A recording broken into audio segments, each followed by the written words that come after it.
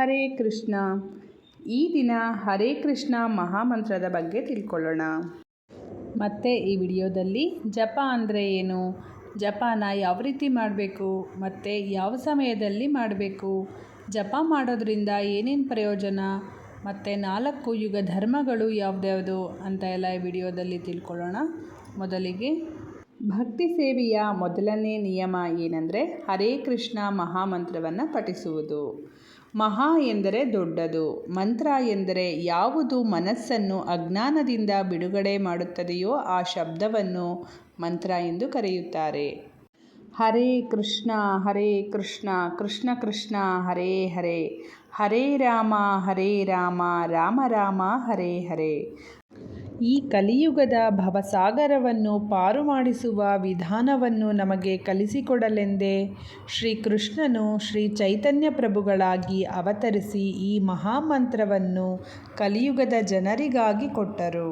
ಹರೇ ಕೃಷ್ಣ ಮಹಾಮಂತ್ರವು ಭಕ್ತಿಯೋಗದ ಅತ್ಯಂತ ಶಕ್ತಿಯುತ ಹಾಗೂ ಪವಿತ್ರ ಮಂತ್ರವಾಗಿದೆ.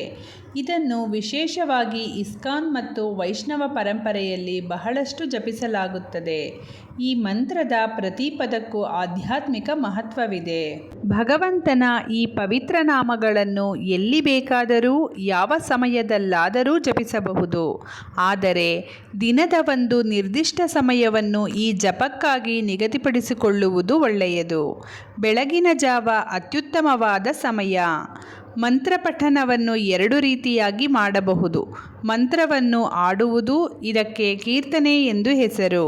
ಸಾಮಾನ್ಯವಾಗಿ ಒಂದು ಗುಂಪಾಗಿ ಹಾಡುತ್ತಾರೆ. ಮತ್ತು ಮಂತ್ರವನ್ನು ತನ್ನಷ್ಟಕ್ಕೆ ಹೇಳಿಕೊಳ್ಳುವುದು, ಇದನ್ನು ಜಪ ಎನ್ನುತ್ತಾರೆ. ಪವಿತ್ರ ನಾಮಗಳ ಶಬ್ದವನ್ನು ಆಲಿಸುವುದರ ಮೇಲೆ ಗಮನವನ್ನು ಕೇಂದ್ರೀಕರಿಸಬೇಕು. ಜಪಿಸುವಾಗ ನಾಮಗಳನ್ನು ಸ್ಪಷ್ಟವಾಗಿ ಬಿಡಿಯಾಗಿ ಉಚ್ಚರಿಸಬೇಕು. ಕೃಷ್ಣನನ್ನು ಪ್ರಾರ್ಥನಾ ಭಾವದಿಂದ ಸಂಬೋಧಿಸುತ್ತಾ ಹೇಳಬೇಕು. ಮನಸ್ಸು ಎಲ್ಲೋ ಅಲಿಯುತ್ತಿದ್ದರೆ ಅದನ್ನು ಭಗವಂತನ ನಾಮಗಳ ಶಬ್ದದ ಕಡೆಗೆ ಎಳೆದು ತರಬೇಕು. ಈ ಮಂತ್ರಜಪವು ಕೃಷ್ಣನಿಗೆ ಸಲ್ಲಿಸುವ ಪ್ರಾರ್ಥನೆಯಾಗಿದೆ. ಭಗವಂತನ ಶಕ್ತಿಯೇ ಹರೇ, ಆಕರ್ಷಕ ಪ್ರಭುವೇ ಕೃಷ್ಣ, ಸರ್ವೋನ್ನತ ಭೋಕ್ತೃವೇ ರಾಮ. ಹರೇ ಎಂದರೆ ಭಗವಂತನ ಶಕ್ತಿ ಅಥವಾ ಶಕ್ತಿಯ ರೂಪವಾದ ಶ್ರೀಮತಿ ರಾಧಾರಾಣಿಯನ್ನು ಸೂಚಿಸುತ್ತದೆ. ಕೃಷ್ಣ ಮತ್ತು ರಾಮ ಎಂಬುದು ಶ್ರೀಹರಿಯ ನಾಮಗಳು, ಭಗವಾನ್ ವಿಷ್ಣುವಿನ ಅವತಾರಗಳು. ಈ ಮಂತ್ರವನ್ನು ಪುನಃ ಪುನಃ ಜಪಿಸುವುದರಿಂದ ಭಕ್ತನ ಮನಸ್ಸು ಶುದ್ಧವಾಗುತ್ತದೆ, ಭಗವಂತನ ಪ್ರೀತಿಗೆ ಪಾತ್ರನಾಗುತ್ತಾನೆ ಎಂಬ ನಂಬಿಕೆ ಇದೆ. ಈ ಮಹಾಮಂತ್ರದ ಅರ್ಥ ದಯವಿಟ್ಟು ನನ್ನನ್ನು ನಿನ್ನ ಸೇವೆಯಲ್ಲಿ ತೊಡಗಿಸಿಕೋ ಎಂದು. ಎಷ್ಟೆಷ್ಟು ಗಮನ ಕೊಟ್ಟು ಪ್ರಾಮಾಣಿಕವಾಗಿ ಈ ಭಗವನ್ನಾಮಗಳನ್ನು ಜಪಿಸುತ್ತೇವೋ ಅಷ್ಟಷ್ಟು ಮಟ್ಟಿಗೆ ಆಧ್ಯಾತ್ಮಿಕ ಮುನ್ನಡೆಯನ್ನು ಸಾಧಿಸುತ್ತೇವೆ. ಭಗವಂತನು ಸರ್ವಶಕ್ತನೂ ಕರುಣಾಮಯನೂ ಆಗಿರುವುದರಿಂದ ತನ್ನ ಸಮಸ್ತ ಶಕ್ತಿಯನ್ನು ಈ ದಿವ್ಯನಾಮಗಳಲ್ಲಿ ತುಂಬಿದ್ದಾನೆ. ಆದ್ದರಿಂದ ಭಗವಂತನೂ ಅವನ ನಾಮಗಳು ಒಂದೇ. ಅಂದರೆ ಕೃಷ್ಣ ಮತ್ತು ರಾಮ ಎಂದು ಪವಿತ್ರ ನಾಮಗಳನ್ನು ಜಪಿಸುವಾಗ ನಾವು ಭಗವಂತನೊಂದಿಗೆ ನೇರ ಸಂಪರ್ಕದಲ್ಲಿದ್ದು ಪರಿಶುದ್ಧರಾಗುತ್ತಿರುತ್ತೇವೆ.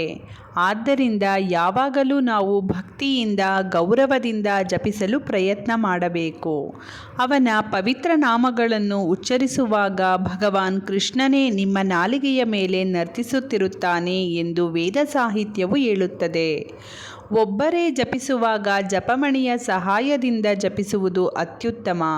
ಇದರಿಂದ ಪವಿತ್ರ ನಾಮದ ಮೇಲೆ ಗಮನವನ್ನು ನೆಲೆಗೊಳಿಸುವುದಕ್ಕೆ ಸಹಾಯವಾಗುವುದು ಮಾತ್ರವಲ್ಲ, ಪ್ರತಿದಿನವೂ ಇಷ್ಟು ಸಲ ಜಪಿಸಿದ್ದೀರಿ ಎಂಬ ಲೆಕ್ಕವನ್ನಿಟ್ಟುಕೊಳ್ಳುವುದಕ್ಕೂ ಅದರಿಂದ ಸಹಾಯವಾಗುತ್ತದೆ. ಜಪಮಾಲೆಯಲ್ಲಿ 108 ಸಣ್ಣ ಮಣಿಗಳು, 1 ದೊಡ್ಡ ಮಣಿಯೂ ಇರುತ್ತದೆ. ಈ ಮುಖ್ಯವಾದ ಮಣಿಯ ಪಕ್ಕದ ಮಣಿಯಿಂದ ಪ್ರಾರಂಭ ಮಾಡಿ ಬಾಯಲ್ಲಿ ಹರೇ ಕೃಷ್ಣ ಮಂತ್ರವನ್ನು ಪೂರ್ತಿಯಾಗಿ ಹೇಳಿ. 1 ಮಣಿಯನ್ನು ನಿಧಾನವಾಗಿ ಬಲಗೈಯ ಹೆಬ್ಬೆರಳು ಮತ್ತು ಮಧ್ಯದ ಬೆರಳುಗಳ ನಡುವೆ ನಿಮ್ಮ ಕಡೆಗೆ ಸರಿಸಿಕೊಳ್ಳಿ. ಆಮೇಲೆ ಮುಂದಿನ ಮಣಿ, ಮತ್ತೆ ಅದೇ ಪ್ರಕ್ರಿಯೆ. ಈ ರೀತಿ ಮತ್ತೆ ದಪ್ಪ ಮಣಿಯು ಸಿಗುವವರೆಗೆ ಎಲ್ಲ 108 ಮಣಿಗಳನ್ನು ಸರಿಸುತ್ತಾ ಮಂತ್ರವನ್ನು ಉಚ್ಚರಿಸಿರಿ. ಇದು ಜಪದ ಒಂದು ಮಾಲೆಯಾಗುತ್ತದೆ. ಆಮೇಲೆ ದಪ್ಪಮಣಿಯನ್ನು ಮಂತ್ರವನ್ನು ಹೇಳದೆಯೇ ಸರಿಸಿಕೊಂಡು ಮಾಲೆಯನ್ನು ತಿರುಗಿಸಿಕೊಂಡು ಜಪ ಮಾಡಿದ ಕೊನೆಯ ಮಣಿಯಿಂದ ಮತ್ತೆ ಜಪ ಮಾಡಲು ಪ್ರಾರಂಭ ಮಾಡಿ. ದೀಕ್ಷೆ ಪಡೆದಿರುವ ಭಕ್ತರು ಪ್ರತಿದಿನವೂ ಕೊನೆಯ ಪಕ್ಷ 16 ಮಾಲೆ ಹರೇ ಕೃಷ್ಣ ಮಂತ್ರ ಜಪ ಮಾಡುವುದಾಗಿ ಗುರುವಿನ ಎದುರಿಗೆ ಪ್ರಮಾಣ ವಚನ ಕೈಗೊಳ್ಳುತ್ತಾರೆ. ನೀವು ಒಂದೇ ಮಾಲೆ ಜಪಿಸಿದರೂ ಅದರ ಹಿಂದಿರುವ ತತ್ವ ಹೀಗೆ: ಒಂದು ಮಾಲೆ ಜಪಿಸುವುದಕ್ಕೆ ನೀವು ಬದ್ಧರಾಗಿದ್ದೀರೆಂದರೆ ಪ್ರತಿದಿನವೂ ತಪ್ಪದೆ ಅದನ್ನು ನಡೆಸಬೇಕು. ಇನ್ನೂ ಹೆಚ್ಚು ಜಪಿಸಬಹುದು ಎನ್ನಿಸಿದರೆ ಜಪಿಸುವ ಕನಿಷ್ಠ ಸಂಖ್ಯೆಯ ಮಾಲೆಗಳನ್ನು ನೀವೇ ನಿಗದಿಪಡಿಸಿಕೊಳ್ಳಿ. ಆದರೆ ಆ ಸಂಖ್ಯೆಗಿಂತ ಕೆಳಗಿಳಿಯಬಾರದು. ನಿಗದಿತ ಸಂಖ್ಯೆಗಿಂತ ಬೇಕಾದರೆ ಹೆಚ್ಚಾಗಿ ಜಪಿಸಬಹುದು. ಆದರೆ ಪ್ರತಿದಿನವೂ ನಿರ್ದಿಷ್ಟವಾದ ಕನಿಷ್ಠ ಪ್ರಮಾಣವನ್ನು ನಿಗದಿಪಡಿಸಿಕೊಳ್ಳಬೇಕು. ಮುಖ್ಯವಾಗಿ ಮಾಲೆಯು ತುಂಬ ಪವಿತ್ರವಾದದ್ದು. ಅದು ನೆಲವನ್ನಾಗಲಿ ಅಶುಚಿಯಾದ ಸ್ಥಳವನ್ನಾಗಲಿ ಸೋಕಬಾರದು. ಜಪಮಾಲೆಯನ್ನು ಶುದ್ಧವಾಗಿಟ್ಟುಕೊಳ್ಳಬೇಕಾದರೆ ಅದಕ್ಕಾಗಿಯೇ ವಿಶೇಷವಾಗಿ ತಯಾರಿಸಿದ ಜಪಮಾಲೆಯ ಚೀಲದಲ್ಲಿ ಇಟ್ಟುಕೊಂಡು ಒಯ್ಯಬೇಕು. ಈ ಚೀಲವು ಇಸ್ಕಾನ್ ದೇವಾಲಯಗಳಲ್ಲಿ ದೊರೆಯುತ್ತದೆ. ಈ ಮಹಾಮಂತ್ರವು ಕಲಿಸಂತರಣ ಉಪನಿಷತ್ ಎಂಬ ವೇದೋಪನಿಷತ್ತಿನಲ್ಲಿ ಉಲ್ಲೇಖವಾಗಿದೆ. ಅದರಲ್ಲಿ ಹೇಳಲಾಗಿದೆ: ಹರೇ ಕೃಷ್ಣ ಕೃಷ್ಣ ಕೃಷ್ಣ ಹರೇ ಹರೇ, ಹರೇ ರಾಮ ರಾಮ ರಾಮ ಹರೇ ಹರೇ, ಇತಿ ಷೋಡಶಕಂ ನಾಮ್ನಂ ಕಲಿಕಲ್ಮಷನಾಶನಂ ನಾತಃ ಪರತರೋಪಾಯ ಸರ್ವವೇದೇಷು ದೃಶ್ಯತೆ. ಅಂದರೆ ಎಲ್ಲ ತರಹದ ವೈದಿಕ ಸಾಹಿತ್ಯಗಳನ್ನು ಶೋಧಿಸಿದ ಬಳಿಕವೂ ಹರೇ ಕೃಷ್ಣ ಮಂತ್ರವು ಜಪಕ್ಕಿಂತ ಉದಾತ್ತವಾದ ಕಲಿಯುಗಕ್ಕೆ ಅನ್ವಯಿಸುವಂತಹ ಧರ್ಮದ ವಿಧಾನವು ಒಬ್ಬಾತನಿಗೆ ಸಿಗಲಾರದು ಎಂದು ಹೇಳಲಾಗಿದೆ. ಪ್ರಿಯ ರಾಜನೇ, ಈ ಕಲಿಯುಗವು ದೋಷಗಳ ಸಾಗರವಾಗಿದ್ದರೂ ಅದರಲ್ಲೊಂದು ಒಳ್ಳೆಯ ಲಕ್ಷಣವಿದೆ. ಅದೇನೆಂದರೆ ಕೇವಲ ಹರೇ ಕೃಷ್ಣ ಮಹಾಮಂತ್ರದ ಜಪ. ಇದರಿಂದ ಮಾತ್ರ ಒಬ್ಬಾತನು ಈ ಭೌತಿಕ ಜಗತ್ತಿನ ಬಂಧನಗಳಿಂದ ಮುಕ್ತನಾಗಿ ಆಧ್ಯಾತ್ಮಿಕ ಜಗತ್ತಿಗೆ ಏರಬಹುದು ಎಂದು ಶ್ರೀಮದ್ ಭಾಗವತದ 12ನೇ ಸ್ಕಂದ 3ನೇ ಅಧ್ಯಾಯದ 51ನೇ ಶ್ಲೋಕದಲ್ಲಿ ಹೇಳಲಾಗಿದೆ. ಪವಿತ್ರವಾದ ನಾಮವನ್ನು ಜಪಿಸುವುದೇ ಕಲಿಯುಗದ ಒಂದು ಸಾರ್ವತ್ರಿಕ ಧರ್ಮಾಚರಣೆಯಾಗಿದೆ. ಪವಿತ್ರ ನಾಮದ ಕೀರ್ತಿಗಳನ್ನು ಪ್ರಸಾರ ಮಾಡುವುದೇ ಕಲಿಯುಗದ ಧರ್ಮಾಚರಣೆಯಾಗಿದ್ದು, ಭಗವಂತನು ಈ ಉದ್ದೇಶಕ್ಕಾಗಿಯೇ ಚಿನ್ನದ ಬಣ್ಣದಲ್ಲಿ ಶ್ರೀ ಚೈತನ್ಯ ಮಹಾಪ್ರಭುಗಳಾಗಿ ಅವತರಿಸಿ ಈ ಮಹಾಮಂತ್ರವನ್ನು ಕಲಿಯುಗದ ಜನರಿಗಾಗಿ ಕೊಟ್ಟಿದ್ದಾರೆ. ಕಲಿಯುಗದಲ್ಲಿ ಮನಸ್ಸು ತುಂಬ ಚಂಚಲವಾಗಿರುತ್ತದೆ. ಮನುಷ್ಯರು ತೀವ್ರ ಕರ್ಮಗಳಲ್ಲಿ ತೊಡಗಿಕೊಂಡು ಶಾಂತಿಯಿಂದ ದೂರವಾಗಿರುತ್ತಾರೆ. ಇಂತಹ ಸಂದರ್ಭದಲ್ಲಿ ಭಗವಂತನ ನಾಮಸ್ಮರಣೆಯು ಶ್ರೇಷ್ಠ ಧಾರ್ಮಿಕ ಕ್ರಮವಾಗಿ ಪರಿಗಣಿಸಲಾಗಿದೆ. ಶ್ರೀ ಚೈತನ್ಯ ಮಹಾಪ್ರಭುಗಳು ಈ ಮಂತ್ರದ ಮಹತ್ವವನ್ನು ಪ್ರಚಾರ ಮಾಡಿದ್ದಾರೆ. ಅವರು ಹೇಳುತ್ತಾರೆ: ಹರೇರ್ನಾಮ ಹರೇರ್ನಾಮೈವ ಕೇವಲಂ ಕಲೌ ನಾಸ್ತಿ ಏವ ನಾಸ್ತಿ ಏವ ನಾಸ್ತಿ ಏವ ಗತಿರನ್ಯಥಾ. ಅಂದರೆ ಈ ಯುಗದಲ್ಲಿ ಕೇವಲ ಹರೇ ಕೃಷ್ಣ ಮಂತ್ರವನ್ನು ಜಪಿಸುತ್ತಾ ಹೋಗಿ, ಅನ್ಯ ಮಾರ್ಗ ಯಾವುದೂ ಇಲ್ಲ. ಅಥವಾ ಕಲಿಯುಗದಲ್ಲಿ ಕೇವಲ ಭಗವಂತನ ನಾಮಸ್ಮರಣೆಯಲ್ಲದೆ ಬೇರೆ ಯಾವ ಮಾರ್ಗವೂ ಮೋಕ್ಷಕ್ಕೆ ಇಲ್ಲ ಎಂದು ಇದರ ಅರ್ಥ. ಈ ಹರೇ ಕೃಷ್ಣ ಮಹಾಮಂತ್ರ ಜಪಕ್ಕೆ ಪರಿಶುದ್ಧವಾದ ಸಮಯ ಎಂದರೆ ಪ್ರಾತಃ ಕಾಲ ಅಥವಾ ಸಂಜೆ ಸಮಯದಲ್ಲಿ ಶುದ್ಧ ಮನಸ್ಸಿನಿಂದ ಮಂತ್ರವನ್ನು ಜಪಿಸಬಹುದು. 108 ಬಾರಿ ಜಪ ಮಾಡಲು ಜಪಮಾಲೆ ಉಪಯೋಗಿಸಬಹುದು. ಹೃದಯಪೂರ್ವಕವಾಗಿ ಭಕ್ತಿಯಿಂದ ನಾಮಗಳನ್ನು ಉಚ್ಚರಿಸಬೇಕು. ಶಬ್ದಕ್ಕಿಂತ ಭಾವ ಮುಖ್ಯ. ಈ ಮಹಾಮಂತ್ರವನ್ನು ಸಂಗೀತ ಅಥವಾ ಕೀರ್ತನೆಯ ರೂಪದಲ್ಲೂ ಕೇಳಬಹುದು. ಇದರಿಂದ ಭಾವನೆಗಳು ಇನ್ನಷ್ಟು ಗಾಢವಾಗುತ್ತವೆ. ಸತ್ಯಯುಗದ ಯುಗಧರ್ಮ ಧ್ಯಾನ.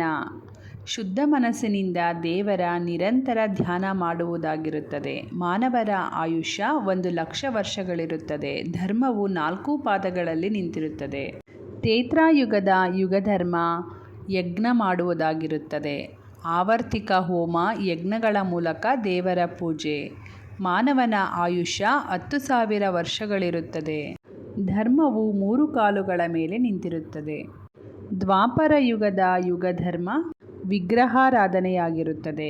ದೇವರ ಮೂರ್ತಿ ಪೂಜೆಯ ಮೂಲಕ ಭಕ್ತಿ ಸೇವೆ ಮಾಡುವುದಾಗಿರುತ್ತದೆ. ಮಾನವನ ಆಯುಷ್ಯ 1000 ವರ್ಷವಾಗಿರುತ್ತದೆ.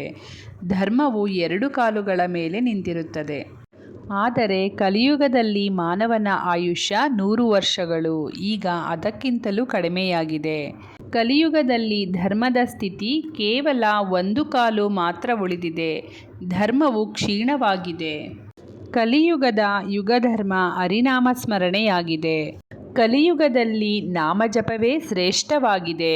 ಕೃಷ್ಣ ಮತ್ತು ರಾಮನ ನಾಮಗಳನ್ನು ಸ್ಮರಣೆ ಮಾಡುವುದಾಗಿದೆ. ಭಾಗವತ ಮಹಾಪುರಾಣದಲ್ಲಿ ಹೀಗೆ ಹೇಳಲಾಗಿದೆ. ಕೃತೆ ಯದ್ಯಾಯತೋ ವಿಷ್ಣುನ್ ತ್ರೇತಾಯಾಂ ಓಮಮರ್ಚಯನ್ ದ್ವಾಪರೇ ಪರಿಚರ್ಯಾಯಾಂ ಕಲೌ ತದ್ಧರಿ ಕೀರ್ತನಂ.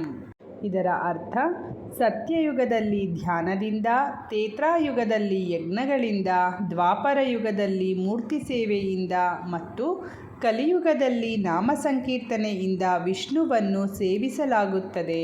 ಶ್ರೀಕೃಷ್ಣರ ಅವತಾರವಾದ ಗೌರಂಗವರ್ಣದ ಶ್ರೀ ಚೈತನ್ಯ ಮಹಾಪ್ರಭುಗಳು ಈ ನಾಮ ಸಂಕೀರ್ತನೆಯ ಉದ್ಗಾತರಾಗಿದ್ದಾರೆ. ಕಲಿಗಾಲದಲ್ಲಿ ಕಲಿಕಲ್ಮಶವನ್ನು ನಾಶ ಮಾಡುವಂತಹ ಶ್ರೇಷ್ಠವಾದ ಭಗವಂತನ ನಾಮಜಪ ಯಾವುದೆಂದರೆ ಹರೇ ಕೃಷ್ಣ ಕೃಷ್ಣ ಕೃಷ್ಣ ಹರೇ ಹರೇ, ಹರೇ ರಾಮ ರಾಮ ರಾಮ ಹರೇ ಹರೇ. ಮತ್ತೊಂದು ವಿಷಯದ ಜೊತೆ ಮುಂದಿನ ವಿಡಿಯೋದಲ್ಲಿ ಸಿಗೋಣ. ಧನ್ಯವಾದಗಳು.